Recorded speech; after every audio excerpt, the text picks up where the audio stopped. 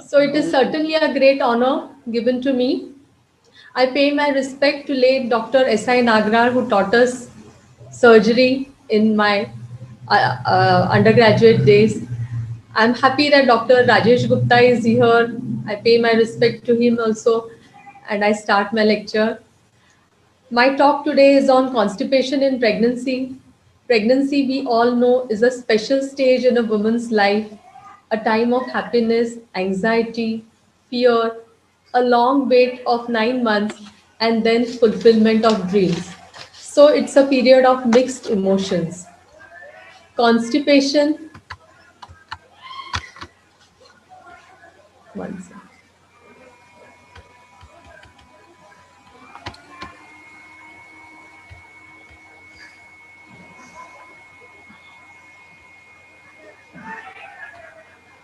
Constipation is the second commonest complaint in pregnancy, first being nausea.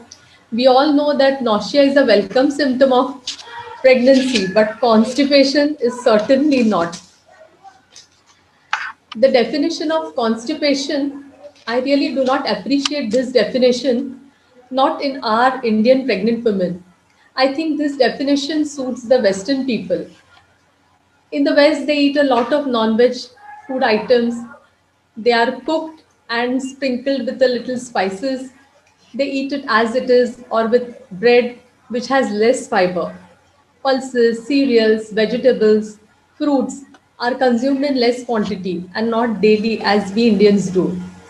We Indians consume lot of vegetables, fruits, cooked and even uncooked almost daily. Even the non-vegetarian Indians eat a lot of vegetables along with the non-veg food. The gravy of the non-veg item is made of lot of onions, tomatoes, and even coconuts. The popular green spices like fresh coriander, pudina are necessarily in the non-veg food items. A salad always accompanies the non-veg foods, and we eat it with rotis which have lot of fiber too. So our stools are bulky due to the fiber content. If we do not pass them in 24 hours, we feel uneasy, unwell. It is the first sign of health to evacuate first thing in the early morning. Ayurveda has described a healthy person as passing stools once or twice daily and urinating 6 times daily.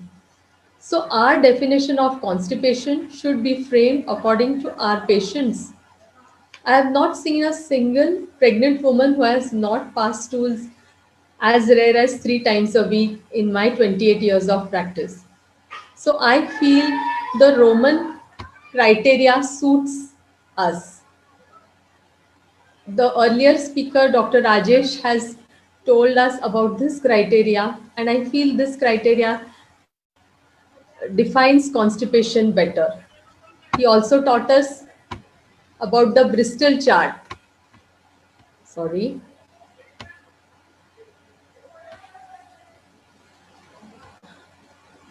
The Bristol chart, of which the two type 1 and type 2 type of stools, they fall into the type of constipation. They come in constipation. So let's come to the causes of constipation. We all know that in pregnancy the progesterone hormone increases in the body, and this slows down the GI movement. The gut movement is slowed down so that the nutrients are absorbed and they are not thrown out through the stool. And with progesterone increasing, motilin goes down, and even the relaxin increases, and so gut motility still slows down. The physical activity of the patient is less in pregnancy. There is change in diet. She has lot of iron supplements taking. The growing uterus also gives a little pressure on the colon, and so the gut motility slows down. But with that, water is absorbed. As the water is absorbed, the stools become harder, drier, and they are thus difficult to expel. Sometimes hypothyroidism also causes constipation, and in pregnancy, we diagnose it first. Many a times it is first diagnosed at the time of pregnancy itself. The causes of constipation in Ayurveda text, let's study them. They've said that eating ruksha, guru, shita ahar in excess. These ruksha ahar has vayu, mahabhut in it, and guru ahar has jala and prithvi mahabhut in it. Shita ahar, we know stambhane shita, it stops the activity, so it slows down the gut. Shita virya, again we know that it is stambhane shita, it stops the activity of the gut or at least slows it down. Then when we have Kashai, Katu and Tikta Rasa Ahar in excess, Kashai, Katu, Tikta all contribute to the rise of Vayu or Vatavruddhi. Or sometimes it is Ati Langhan, she eats in very small quantity. Or she is doing some crash diets. We hear people doing it for weight loss.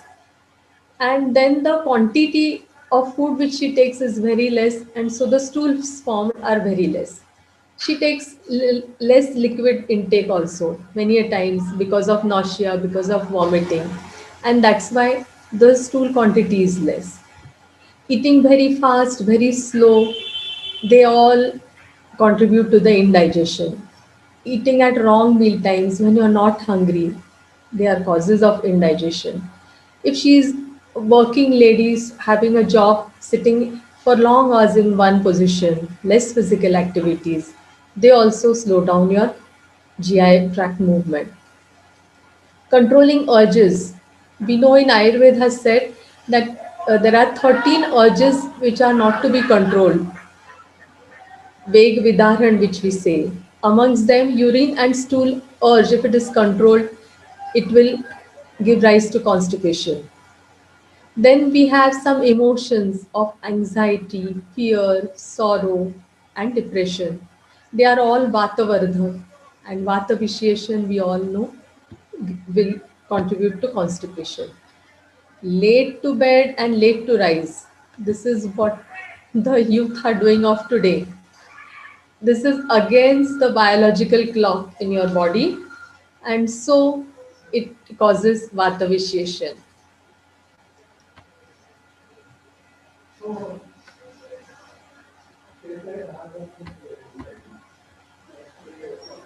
And we have to treat the constipation, because if she strains a lot, there's damage to the pudendal nerve, which impairs the function of the pelvic floor and may result in uterovaginal prolapse later in life.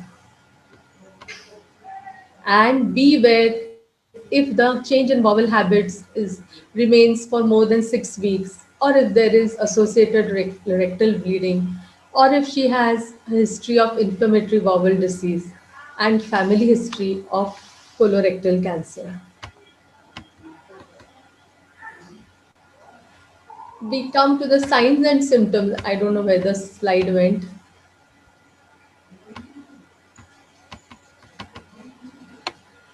So the signs and symptoms are that she passes hard stools, she has anorexia, she has pain in abdomen, there's indigestion which leads to bloating, flatulence, hyperacidity, which causes headache. There is a feeling of incomplete evacuation. There is pain at anus also.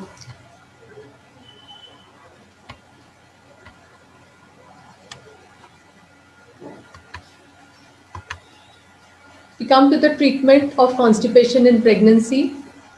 We have to educate the patient.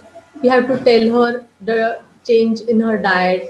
We have to give her reassurance that all her symptoms will be treated. Then the prevalent science or the modern science advises lot of fiber to be eaten in the food, in the diet, and lot of fluids to be taken.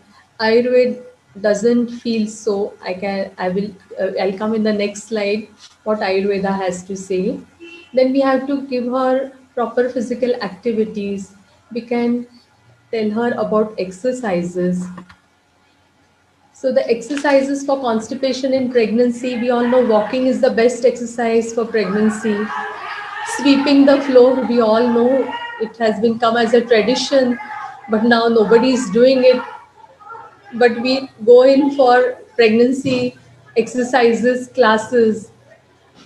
Climbing is also good, but without carrying any weight. She can do yoga.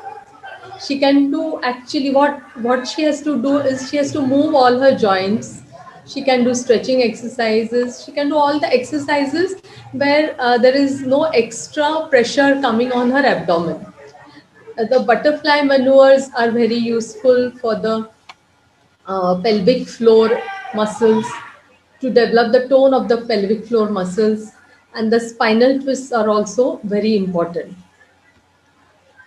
So we can see the picture of the exercises. See, these are the pelvic tilts done on in lying position, and this is the pelvic tilt done in sitting position. And this is the butterfly maneuver I was talking about.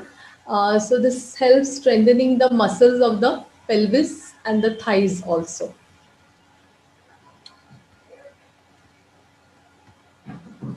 So which toilet is good? So Indian or Western? We all are blind followers of the West. We do not test anything without accepting anything which comes from the West. We should actually test everything on scientific basis, which we really don't. Indian toilet is most conducive to expelling stools easily, helping the muscles of defecation to defecate thoroughly. Pregnant women, especially urban women, are scared to squat. Pregnancy is a normal stage in a woman's life, but she is treated like a patient and thus is scared of squatting, a position helping digestion to a certain extent, but extremely useful for defecation and extremely good to develop the muscles of the thighs and the pelvis. Squatting strengthens your lower limbs. Once you use the Western toilet, you have to use it forever, as your limbs cannot squat as the age advances. So, as proctologists, it is our duty to spread this scientific rationale for the use of Indian toilets. So, be Indian right from the beginning of the day. Next, after the exercises, we come to the type of laxatives. The earlier speaker has told us about the laxatives. There are bulk forming laxatives, there are osmotic laxatives, stimulant laxatives, lubricant laxatives, suppositories, and enemas. And they are quite popular, but they also have few side effects. The bulk forming laxatives, if taken in excess, they cause gas, bloating, cramps in abdomen, and the osmotic laxatives, the most popular used in pregnancy amongst the osmotic laxative is the um, lactulose, and it may lead to electrolyte imbalance. The stimulant laxatives, they cause passing of stools again and again for a long time, and you cannot control it many of the times. The lubricant laxatives, which are usually of the mineral oil, liquid paraffin, glycerin suppositories, their overuse may cause deficiency of fat soluble vitamins. And so we have a battery of Ayurvedic laxatives to offer you. So we have types of Ayurvedic laxatives. See, these are Anuloman Dravya, Bhedan, Pachan. They all assist like passing of stools. They all assist defecation. And proper laxatives we can call, these are Mrudu Virechan, Madhyam Virechan and Tikshna Virechan, amongst which we use only Mrudu Virechan and Sramsan Dravya for the pregnant woman. So among all these, we are using only these few in the pregnant women. So if a patient of constipation in pregnancy comes to me, I take her history, I talk to her, I examine her, I determine her prakriti, I ask her about her diet, I correct it where necessary, I ask her about her activities, lifestyle, exercises, and I give her the necessary advice. On examining, we find samatha in most of the patients. Samatha is an Ayurvedic concept. It denotes indigestion as per Ayurvedic standards. Examining it and treating it is the strength of Ayurveda. If the pregnant lady is Kapha Pradhan, we give Shunthi, Musta, or Pipali. Pitta Pradhan, she gets Ushir. Vata Pradhan, she may get Shatapushpa, Gokshur, Punarnava, Badar, Parushak. Badar, Parushak have Amlar, Anuras, and thus they are Agni Vardhak, Pachan, and Anuloman, and so decrease the constipation and are good tonics as they are described as Santarpan Dravya. We can use Avipattika Churna with warm water before dinner, especially in Pitta or Vata Pradhanta. As the Samata decreases, she becomes Niram. Constipation will be relieved in many patients as they attain Niramata. Samata is associated with Styanata of the Mala. That is, the mul tends to adhere to the bowel wall. And if we give a laxative without treating the Samata, she may pass stools but will require the laxative daily and may not defecate unless laxative is administered. And we will term it as habit forming. But if we treat the Samata first, she will not require laxative for a very long time. Once she is Niram or once she is in the Niram Avastha, she can follow the Garbhini Paricharya as described in the text. Ayurveda has lot many things to give her in the diet. She can start the day with milk and in which ghee is added. This will not only lubricate but oleate the entire system and her body too. Morning is Rasayan Kal, and both milk and ghee are Nitya Rasayan, that is, Rasayan or tonics which are to be consumed daily by everyone and especially by a pregnant woman. She can also have Amal ki Rasayan, that is, she can eat amla, she can eat more avla, she can eat jam of amla, that is mostly in leha form or which can be yeah, in a semi solid form. Chawanprash is also an Amal ki Rasayan in Leha form, but is prescribed for geriatric patients in the text. So we do not give it to our pregnant patients. She can take black raisins and dried figs in the morning with milk, or in every meal she can consume it. Both raisins and figs are Santarpan and Mridu Virichan. She can take fennel seeds, sof or body shape, which we call, even before food. It helps digestion more. We have a popular supari mix, which does not have the betel nut, but has yashti madhu in much quantity, Glycyrrhiza glabra. We know yashti madhu is a rasayan and a mridu virechak too. Every month, a specific fluid diet is advised by text to the pregnant lady. It is for the nourishment of the baby. It is in the form of manda, peya, yavagu with certain specifications. Ayurveda does not advise drinking plenty of fluids. Ayurveda advises to drink water only to quench the thirst. Atyambupan or drinking lot of fluids is condemned by Ayurveda. Atyambupan decreases the Agni and so the digestion is not proper. Proper digestion is very important for the pregnant woman whose baby is growing. The baby's dhatus are forming, getting shape, and the dhatus are forming from the rasa dhatu of the mother, and so the digestion has of the mother has to be proper. Ayurveda does not advise eating too much leafy vegetables. As discussed earlier, Indian diet has a lot of fiber in it, and so the extra consumption of leafy vegetables is not advocated. Even fruits are to be consumed only when hungry. Uncooked vegetables are also not to be consumed in excess. They can be taken in a small portion when hungry at mealtimes. Ayurveda advises nourishing, oleating medicines to the pregnant woman if she is still complaining of constipation despite the diet advised. She receives ghee treated with medicinal herbs conducive for easy defecation. We have this in the form of Yashti Madhu Siddha Grut or Gokshur Siddha Grut, Punarnava Grut to facilitate defecation. She can be given Drakshavaleha, a special formulation for the pregnant woman and children. Trivrut Leha or Trivrut Kalpa can also be given in a small quantity. Sukumar Ruth has also been described for women and children. Sukumar Ruth has Eranda Sneha in it. We all know Eranda Sneha cannot be administered to a Garbhini until the ninth month. But this Sukumar Ruth has Eranda Sneha with Ghrita and herbs, which are rasayan or have or have a tonic effect and decreasing the rukshata of the body.